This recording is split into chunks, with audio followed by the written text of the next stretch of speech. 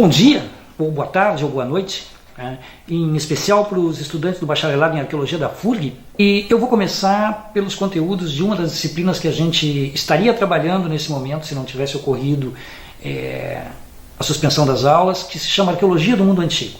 É uma disciplina de primeiro semestre, ela é voltada especificamente para você, estudante que acabou de ingressar no curso. Lamentavelmente nós tivemos 2 semanas de aula, sendo que numa dessas semanas foi basicamente recepção a vocês para mostrar a universidade, o curso, as instalações, e quando nós íamos começar as aulas, tivemos 1 ou 2 encontros, nós fomos então atropelados pela realidade. E pensando nisso, eu preparei então um roteiro, esse é o primeiro vídeo, um roteiro de vídeos curtos que vocês possam assistir e se manter de alguma forma conectados com o curso que escolheram, mesmo que à distância. Essa disciplina Arqueologia do Mundo Antigo, eu vou dizer para vocês assim, sem nenhuma parcimônia, ela é muito legal. Ela é uma disciplina bacana porque ela mexe exatamente com aquilo que você talvez trouxe dentro da cabeça quando veio para o curso de arqueologia. Ela mexe com a imagem da arqueologia, ela mexe com a história da arqueologia. E é claro que você já está imaginando, ou já está se imaginando, numa grande escavação, num lugar inóspito, cheio de ruínas, com alguns perigos, e aquela aventura toda, aquele clima. Bom, isso é só parte da história. A gente não vai necessariamente estar fazendo isso no mês que vem. Se isso acontecer, bom, será uma novidade muito grande. Aqui o que a gente vai fazer é conhecer um pouco a história da ciência que você escolheu para estudar. Porque você escolheu uma ciência, essa ciência chama-se arqueologia. E como todas as ciências, ela tem uma história. E a história da nossa, ela é uma história interessante pelo seguinte: ela, além de ter todos os processos que as ciências tiveram ao longo do tempo, de descobertas, erros, acertos, acúmulo de conhecimento, testagens, e os sujeitos iam descobrindo uma coisa, aquela coisa levava a uma nova pergunta. Além de tudo isso que a arqueologia tem, ela tem também isso que algumas outras ciências têm, que é essa possibilidade de ter o contato com ambientes externos, vamos dizer assim. E é daí que vem muito a atração dos leigos, das pessoas que não são da área de arqueologia, pela área da arqueologia, porque tem essa coisa de o que acontece quando eles estão fazendo as suas descobertas. Você cria uma imagem na cabeça, assim como a gente tem uma imagem do cientista que está dentro do laboratório manipulando uma pipeta perigosíssima, porque se ele errar pode acontecer uma pandemia. Também outras ciências atuam de outra forma, não necessariamente sendo todas iguais. E a arqueologia tem esse diferencial, vamos dizer assim, que atrai as pessoas. O que a gente vai fazer aqui nessa disciplina? A gente vai tentar mostrar isso primeiro e depois desmontar. Então, antes de qualquer coisa, antes da gente começar, a primeira coisa importante que tem que ser dita é que tudo que eu disser daqui para frente está diretamente relacionado à cultura e ao pensamento ocidental. O que eu quero dizer com isso? Eu e você que está me vendo, provavelmente, a menos que você seja de um outro lugar que seja de uma cultura muito diferente da ocidental, e hoje com a internet é isso, se eu coloco esse vídeo aqui, ele pode ser visto até na Estação Internacional Espacial. Eu estou me dirigindo aos meus estudantes, e imagino que se nós estivéssemos em sala de aula eu estaria dizendo isso para vocês, que a menos que estivéssemos com algum árabe de nascimento e que tivesse vivido boa parte de sua vida na Península Arábica, com algum japonês de nascimento que tivesse vivido boa parte de sua vida no Japão, ou um indiano que tivesse vivido boa parte de sua vida na Índia e que estivesse aqui conosco hoje, a menos que nós tivéssemos essa situação, todos nós, acredito eu, compartilhamos então de um pacote cultural que nós chamamos de cultura ocidental. Isso tem que ficar muito claro desde o início, para a gente poder ter um entendimento de que para que lado eu pretendo ir com essa videoaula. Então nós somos parte de uma cultura, essa cultura é denominada num caráter muito amplo cultura ocidental, e ela tem uma série de elementos que a gente precisa ir já colocando aqui em ordem para a gente pensar. Bom, eu faço uns esquemas um pouco didáticos até eu diria, porque nós estamos numa situação excepcional, isso aqui é uma videoaula, nós não estamos em aula, não temos um texto que precede essa apresentação. Então eu quero dizer para vocês que eu parto de um princípio muito prático, de que a cultura ocidental tem 2 pilares, Um pilar é um pilar que nós chamamos de judaico-cristão, né, de uma cultura judaico-cristã, que está diretamente ligado à ideia do monoteísmo, do Deus único, e tem uma grande influência do ponto de vista religioso e de aspectos morais do Ocidente como um todo. A nossa outra matriz, ela é greco-romana, né? Ela tem uma fundamentação na cultura grega e na cultura romana. E daí nós temos então uma outra variante que nos, de certa forma, nos condiciona, nos caracteriza no Ocidente, que é o nosso ordenamento jurídico, político, filosófico. Essas duas coisas juntas criam o que a gente poderia chamar de cosmovisão ocidental. O que é uma cosmovisão, de forma muito simples e rápida, é uma forma de ver, de ler e de entender o mundo. As culturas têm formas de ver, de ler e de entender o mundo completamente diferentes, se formos colocar todas elas dentro de uma cesta e fazer comparações. São diferentes. Então a nossa não é nem melhor, nem pior, nem maior do que qualquer outra matriz cultural. A nossa tem uma forma histórica de ler o mundo, de ver o mundo, de entender o mundo e de explicar o mundo. Então nós temos, por um lado, essa tradição romana, que é uma tradição que está por trás da forma como o Ocidente elaborou política, por exemplo. Ali nós temos monarquia, república, império, todos esses modelos, né? Roma foi uma cultura, uma sociedade que passou por esses momentos e deixou, né, esse legado dessas experiências políticas, e temos, né, a matriz judaico-cristã, como eu disse antes, focada no monoteísmo, e dela deriva então uma ideia muito forte no Ocidente, que é a ideia da criação. A ideia de que o mundo, e tudo que existe nele e fora dele também, foi criado por um ser único, né? E a esse ser os ocidentais dão o nome de Deus. Esse nome, evidentemente, varia dentro dos idiomas. Nós aqui, né, dentro de uma língua neolatina, no português, utilizamos a palavra Deus, né? Depois nós vamos voltar a falar desse importante personagem dentro da cultura ocidental. Bom, dito isso, então, tudo que eu disser daqui para frente é dentro desse marco, é dentro do que o Ocidente construiu como ideias e de como nós podemos depois encontrar a arqueologia operando dentro dessa lógica e não fora dela. Por quê? Porque assim como todas as outras ciências que operam no mundo hoje, que são as ciências que estão em curso, biologia, física, química, matemática, história, filosofia, a arqueologia, a antropologia, a museologia, todas elas foram inventadas no Ocidente. Ainda que elas possam ter, em algum momento, acolhido ideias, conceitos de outras culturas que não a do Ocidente, a ciência, como você aí aprendeu que ela é lá na escola, é uma invenção dos ocidentais. Então nós já estamos aqui com o pé firme em cima de algo que é ocidental e que tem um princípio ocidental, uma forma de ver o mundo. E aqui entra um ponto muito importante, que vai depois desembocar lá na arqueologia, que é a área que você escolheu. O Ocidente tem uma forma de ver o tempo. Dentro dessa tradição do monoteísmo, nós temos uma forma de entender o tempo. É claro que ela não é uniforme, mas ela é uma forma de entender o tempo. Nós temos duas formas que se combinaram para nos dar uma ideia de tempo, e elas não são excludentes, ainda que possam parecer. Vou me referir à primeira, a ideia de um tempo divino. Essa ideia está relacionada ao monoteísmo, ao Deus único criador de tudo.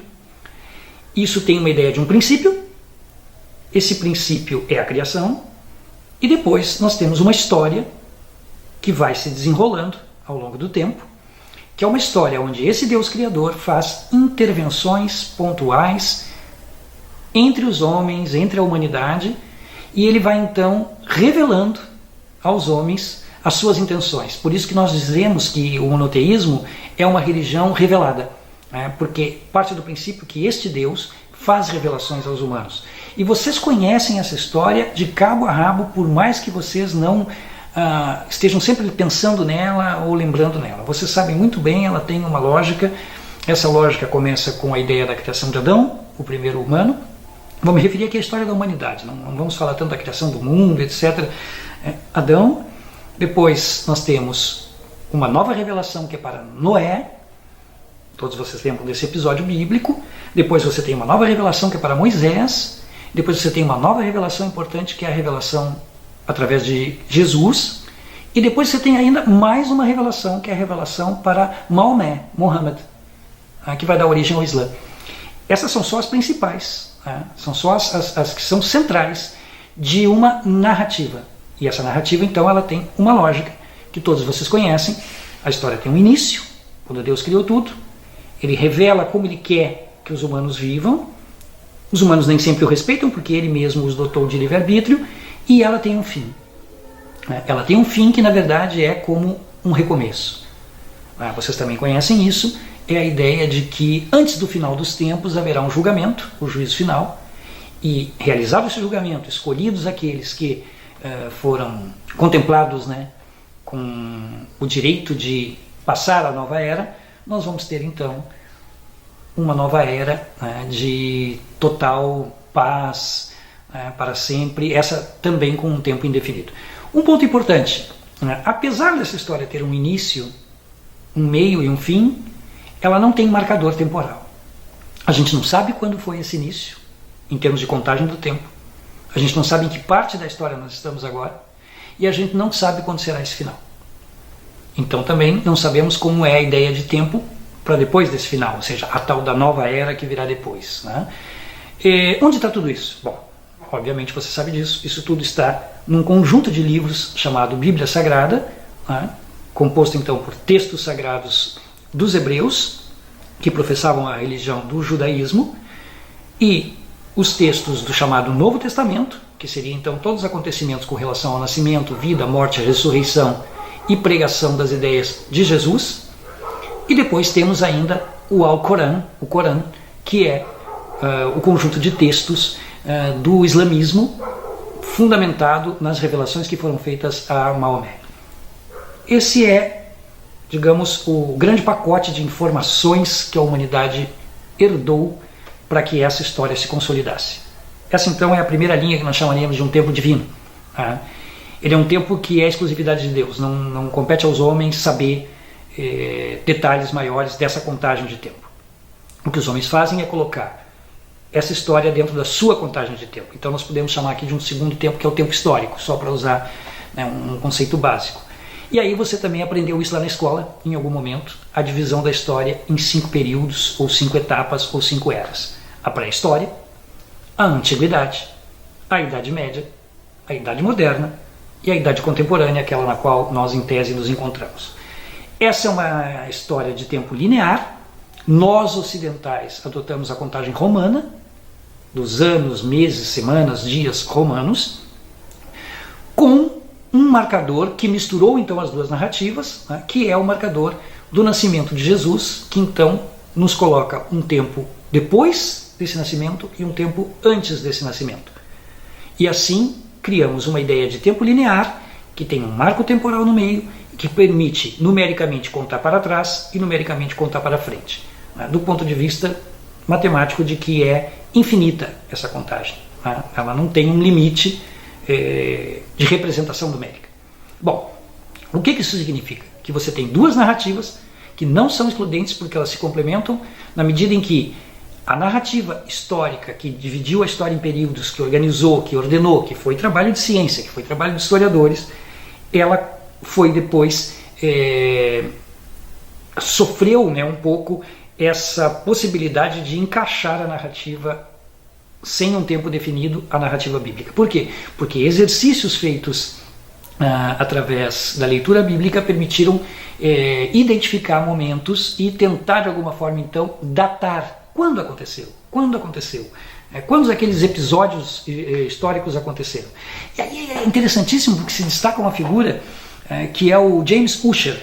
James Ussher era um bispo na Inglaterra, e ele fez um cálculo nos anos de 1600, baseado numa leitura e num estudo do texto bíblico, há quanto tempo a Terra e os homens existiam, há quanto tempo Deus tinha criado tudo, e ele chegou à conclusão de que tinha sido em torno de 4.004 anos antes de Cristo.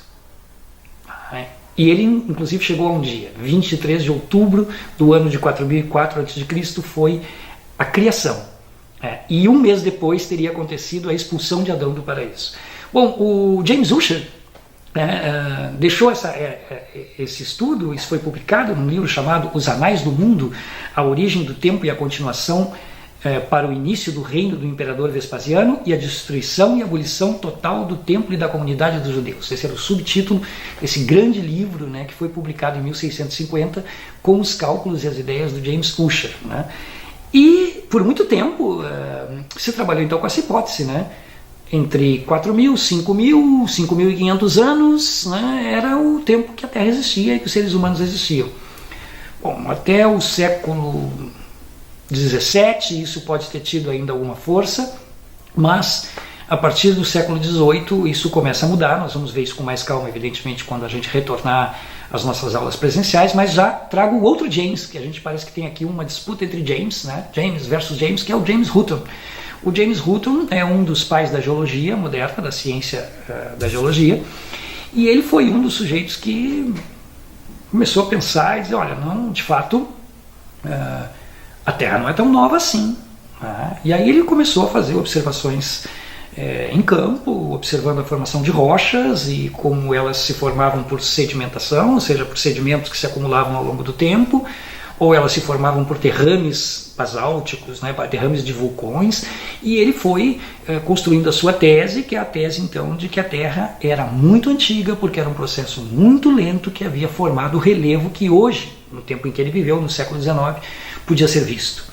Ele também é um dos pais da vulcanologia, do estudo dos vulcões, e quando o James Hutton apresentou suas ideias, na primeira metade do século XIX, essas ideias estavam já entrando em voga.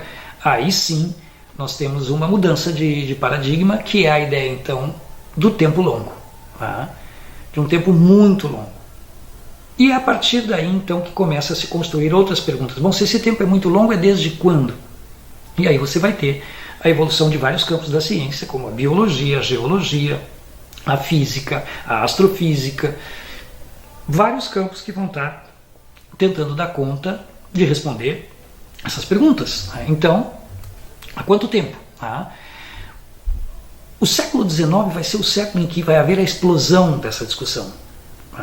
Porque vamos fazer aqui um pequeno parêntese, um exercício para falar de século XIX. O século XIX ele tem uma espécie de sinônimo na cabeça dos ocidentais: progresso. A ideia de progresso. Se você lembrar do século XIX, você vai lembrar de locomotivas, os trens a vapor, movidos a carvão, com as suas caldeiras funcionando, ganhando velocidade no deslocamento de cargas, de pessoas, de correspondências. Essa tecnologia do vapor também vai chegar aos barcos, que vão lentamente sendo substituídos, os velhos barcos à vela, todos os tipos de embarcação à vela que existiam foram lentamente substituídos por navios a vapor no século XIX, e nós tínhamos então grandes navios a vapor e pequenos navios a vapor. Os pequenos foram muito importantes porque permitiram essa navegação que penetrava no continente africano, por exemplo, para explorar e expropriar, na verdade, riquezas. Logo nós vamos chegar nesse ponto também. Então você tem essa tecnologia nova modificando a velocidade com que as coisas aconteciam. Você tem a iluminação. A iluminação, primeiro a iluminação a carvão, a gás, e lá para o final do século a iluminação elétrica. Então isso também provoca uma mudança na mentalidade das pessoas, porque parece que está se indo num caminho inexorável de que tudo que o ser humano inventa reverte em grandes ganhos para a humanidade. É então o apogeu do mundo das fábricas, essas fábricas também com as suas máquinas movidas a vapor. Então você vai ter essa paisagem que muda por todos os países da Europa, cobertos de fábricas com as suas chaminés, porque há fábricas funcionando quase que 24 horas por dia, produzindo tudo aquilo que vai se colocando num mercado que vai se ampliando e ficando cada vez maior. Também no campo das ciências você tem um avanço no século XIX com a astronomia, por exemplo, e a exploração, o descobrimento de planetas do sistema solar no século XIX, que praticamente o sistema solar será todo ele conhecido, o nosso sistema solar, até o Plutão, que depois pode-se falar sobre isso, ele foi considerado planeta, depois caiu em outra categoria, mas não vem ao caso aqui. O fato é que os planetas que você conhece do sistema solar vai se completar o seu conhecimento, a sua identificação e a sua denominação no século XIX. Isso são avanços da astronomia também. Por quê? Porque novos mecanismos foram inventados, novas máquinas foram inventadas, novos equipamentos foram inventados e foi possível então dar saltos de conhecimento, né? Vocês imaginem agora o cidadão e a cidadã do século XIX na Europa, em países como a França, como a Inglaterra, a Alemanha e, consequentemente, também do outro lado do mar, nos Estados Unidos e, em menor medida, por questões históricas que nós vamos depois aprofundar, na América do Sul também, sob forte influência europeia. Vocês imaginem que vai se construindo uma ideia, então, de que há um topo a ser alcançado. Há um topo de desenvolvimento a ser alcançado, que passa a ser, o espelho passa a ser o modelo europeu. Tanto na política, com as suas duas formas básicas que a Europa tem, que são as monarquias constitucionais e as repúblicas, quanto também na ideia de modo de vida. E vai então ganhando força um conceito, civilização. E vai se construindo no século XIX algo muito importante. O que uma civilização tem que ter? Que é para dizer o que uma coisa que não é uma civilização não tem. Basicamente há 5 elementos que os europeus vão ao longo do século XIX, claro, isso é herança do século XVIII, do século XVII, mas no XIX isso vai ganhando substância. 5 elementos: governo formal, escrita, legislação, escrita ou não, mas práticas de legislação, de aplicação de lei, urbanismo, e junto ao urbanismo, então, um quarto elemento, né, junto com o urbanismo, que é a arquitetura monumental, ou seja, ter templos, palácios, tumbas, né, cidades monumentais, ou seja, não de grande vulto arquitetônico, e tecnologia desenvolvida. Esse quinto elemento, tecnologia desenvolvida, é sempre a partir da matriz europeia.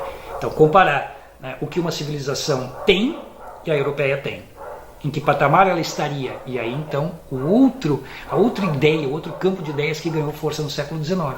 As etapas pelas quais a humanidade passaria, tendo como um topo a civilização e tendo como modelo a Europa. Esse é o pacote que você vai ter na cabeça dos homens do século XIX, das mulheres do século XIX na Europa, e esse é o modelo que vai se expandir, que é o modelo de que as civilizações têm características e elas podem ser conhecidas e encontradas. Então nós vamos terminando esse primeiro bloco pensando nisso.